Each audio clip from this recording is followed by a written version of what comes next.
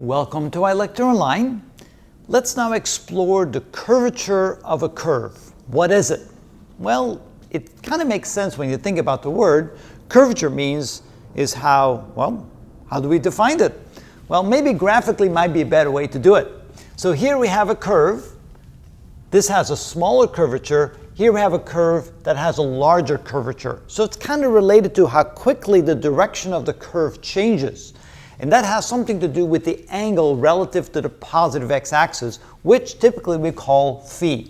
So at different positions on the curve right here, we can see the angle with respect to the positive x-axis, and it might help if I write that down. There's the x-axis, there's the y-axis. Notice that the angle changes relative to the positive x-axis as you move along the curve.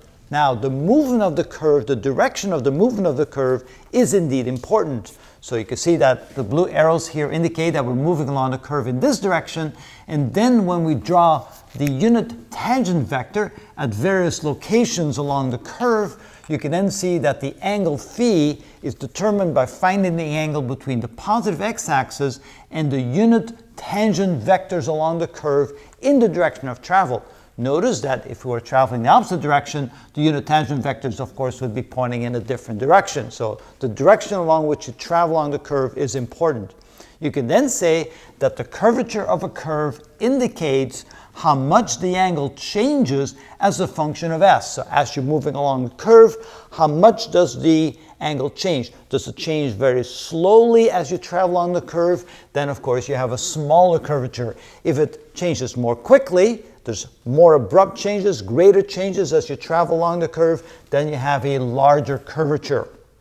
So it's an indication of how much does the angle change for a given distance traveled s. So you travel a certain distance s, if it changes a little bit, that's a small curvature. If you travel the same distance s along the curve and the angle changes a lot, that is a large curvature.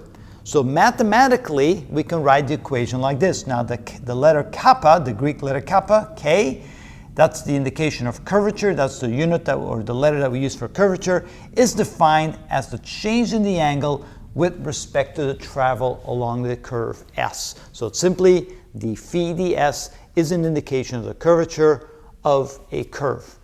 That's how it's defined.